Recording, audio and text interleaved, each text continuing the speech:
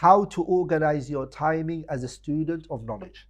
How, as a student of knowledge, you should organize your time. He says, once you have reviewed your lesson until 4 noon, he says, فَصَلِّ الضُّحَى. So Fajr, you started, إِلَى الضُّحَى الْأَعْلَى فَصَلِّ الضُّحَى. Then sit down and pray Duha. Pray 8 units of Salatul Duha.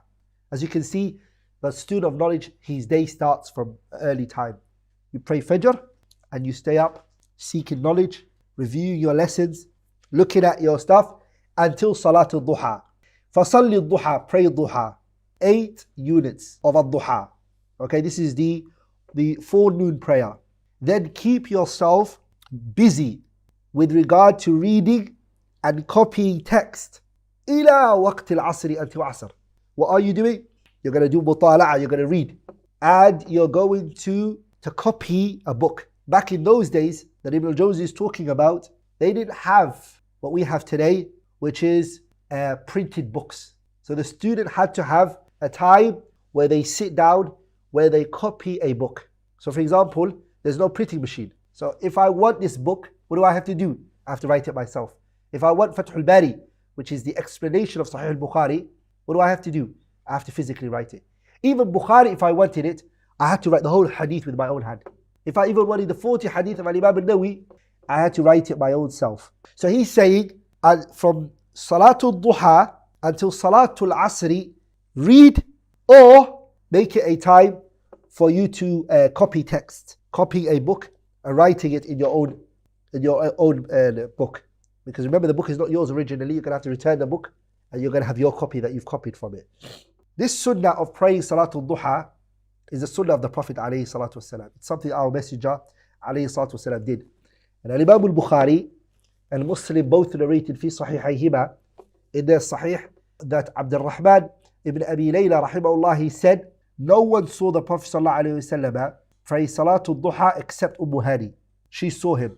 And she said, when the Prophet entered his house, when the conquest of Mecca was happening, فَاغْتَسَلَ, he showered, وَصَلَّى ثَمَانِ رَكْعَاتٍ, and he prayed 8 units of prayer. She said, Hani, فَلَمْ أَرَى صَلَاةً أَخَفَّ مِنْهَا. I never saw any prayer that the Prophet ever prayed more lighter than that prayer. And he wasn't long, very light prayer. But that being said, he was making sure that the ruku' was done properly and the sujood was done properly. So from here, after you do that, you sit down and you read something. It can be something very small, brothers and sisters. It doesn't have to be a lot. Something. You know, this brain, if you do not exercise it, the IQ level of your brain, or you yourself, you just don't become smart anymore. You lose the ability to read something. Khasatan, when it comes to the religion, try to read the religious knowledge. Gain knowledge. It's important. A lot of us don't give importance to reading. We don't value reading. But wallahi, reading, brothers and sisters, is very important. And that's why the first thing that came down in the Quran was Iqra. Imagine that, brothers. First word in the whole entire Quran is read. Is that how important it is? Yes. Allah is saying to us, Iqra bismi rabbika alladhi khalaq. Khalaqa al-insana min alaq. Iqra again. Again, second time. But if you look at that verse that came down, and a few things were mentioned. And guess what was the most mentioned thing? Was reading, the pen, knowledge. Those are 3 main things that were mentioned. Iqra bismi rabbika alladhi khalaq. خلق الإنسان من علق. اقرأ وربك الأكرم الذي علم بالقلم. قلم, علم, اقرأ. This is what it is. This is what our religion is. So anyone who says to Islam is not a religion that gives importance to knowledge really hasn't looked at Islam as a religion. Islam is for knowledge and learning and acquiring knowledge and attaining knowledge. So the Shaykh is saying, preoccupy yourself, busy yourself بمطالعة أو نسخ إلى وقت العصر. ثم عد, then return. He says return to your studies until Maghrib. From Asr ila Maghrib, go to your lessons now. Study. Then pray, he said, 2 units. After you pray Maghrib, pray 2 rak'ah sunnah. Okay, reciting 2 juz of Quran in them. And he wants us to, 1 juz in one stand and the other juz in another stand. This is the sunnah, it's not the wajib. And the Messenger alayhi salatu wasalam, Maghrib was one of the longest prayers he used to lead. He one time, sallallahu alayhi wa sallam, recited the entirety of Surah Al-An'am, Salatul Maghrib. Surah Al-An'am. 23 pages the Prophet led in Salatul Maghribi, alayhi salatu wasalam. All of Surah Al-An'am, sallallahu alayhi wasallam. So Maghrib is already a long prayer. Imagine the Shaykh is saying, after you've led that long Maghrib, your Sunnah should be 2 juz.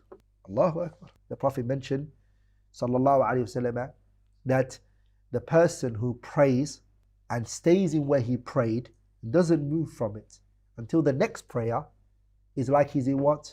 Sits there. Even if he's not praying, it's like he's in a prayer.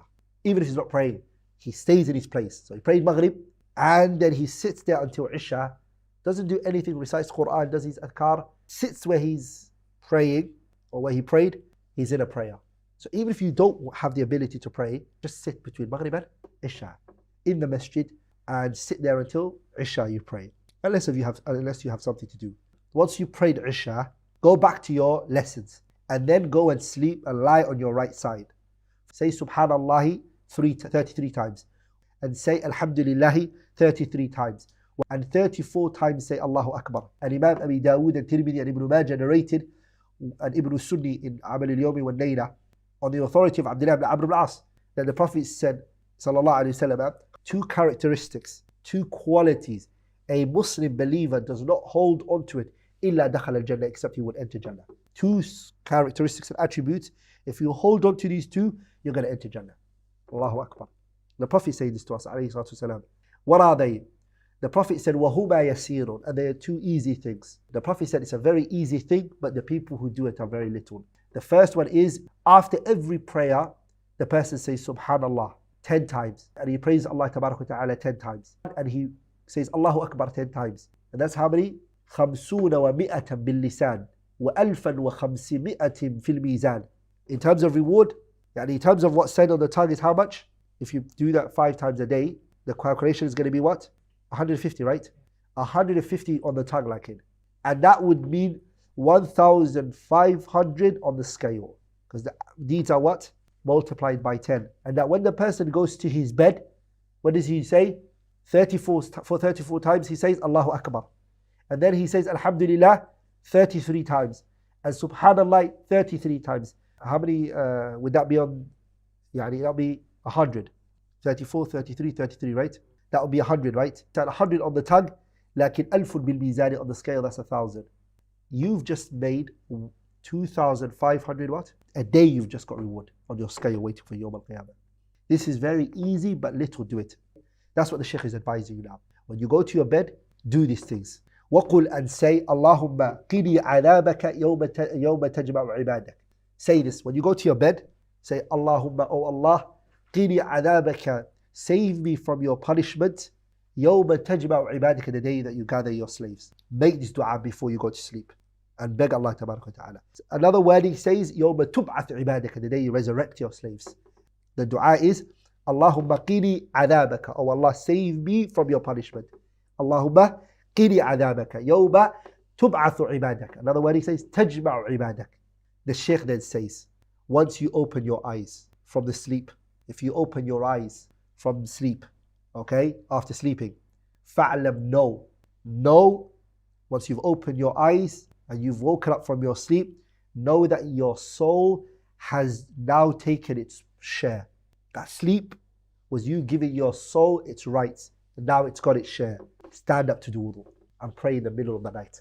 Get up, perform ablution, do wudu, and pray what you can in the darkness of the night. Pray whatever you're able to. And that prayer you're going to do in the night, open it with something very light. Don't make it heavy on yourself when you start, because you've just woken up. Just to get yourself ready for what's going to come later, start with something very light. And after them, pray another 2 rak'ah, 2 juz from the Quran. And then the Shaykh says, go back to seeking knowledge again.